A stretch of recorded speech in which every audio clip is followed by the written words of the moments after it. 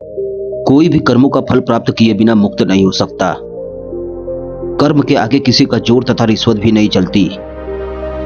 कर्म एक स्वतंत्र सत्ता है और जीव को, प्राणियों को कर्म करने का स्वतंत्र हक है। और कर्म फल भी कर्म स्वभाव से ही प्राप्त होता है।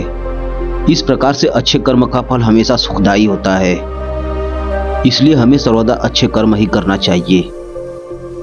हमें अपने कर्म को करते हुए फल की चिंता नहीं करनी चाहिए। अच्छे और बुरे कर्मों का फल तुम्हें स्वयं ही मिलेगा। इस बात को भगवान बुद्ध कहते हैं कि अच्छे कर्मों का परिणाम अच्छा ही होता है और बुरे कर्मों का परिणाम हमेशा बुरा ही होता है। एक शहर में एक चिड़ियाघर था। उस चिड़ियाघर में एक भालू और एक शेर रहते थे। दूर दूर से लोग शेर और भालू को देखने के लिए चिड़ियाघर आते थे। चिड़ियाघर के मालिक का नाम छोटू था। छोटू बहुत ही लालची स्वभाव का आदमी था। वह चिड़ियाघर में आने वाले हर व्यक्ति से फीस लेता था, जिसे वह चिड़ियाघर से मोटी कमाई करता था। एक दिन की बात है, भालू बीमार हो गया। छोटू ने भालू का इलाज कराया, किंतु वह भालू नहीं बच सका।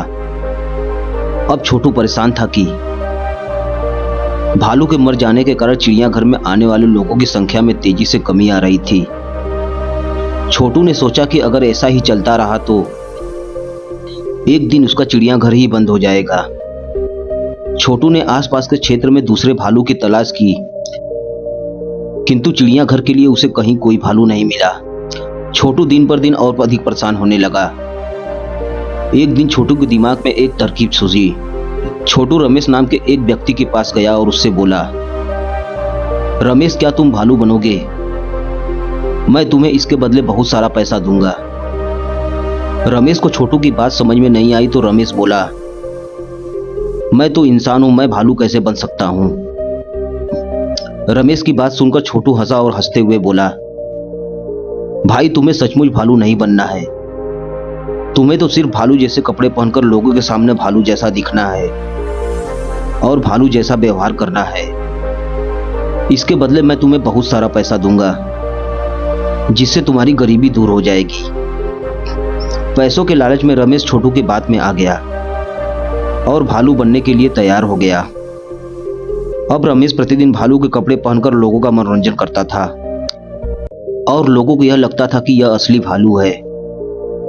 और चिड़ियाघर के इस भालू की ख्याति दूर दूर तक फैल गई और चिड़ियाघर में आने वाले लोगों में तेजी से इजाफा होने लगा। इस प्रकार छोटू और रमेश मिलकर मोटी रकम कमाने लगे। एक दिन भालू शेर के पिंजरे के ऊपर खड़ा होकर लोगों का मनोरंजन कर रहा था। तभी पिंजरे की छत टूट गई और भालू शेर के सामने जा गिरा। भालू बने रमेश को लगा कि अब शेर उसे खा जाएगा। डर के कारण रमेश रोने लगा।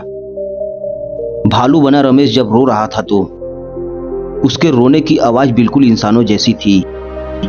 तभी शेर भालू के पास आया और उसके कान में बोला, रमेश, तुम इस तरह रोओगे तो लोगों को समझ में आ जाएगा कि तुम भालू नहीं इंसान हो। शेर को इंसान की तरह बात करते हुए देख रमेश को बड़ा आश्चर्य हुआ, किंतु थोड़ी ही देर में रमेश समझ गया कि जिस तरह वह नकली भालू बना है उसी तरह यह शेर भी नकली है। शेर और भालू का वार्तालाप चिड़ियाघर में आए लोगों ने सुन लिया और उन्हें समझ में आ गया।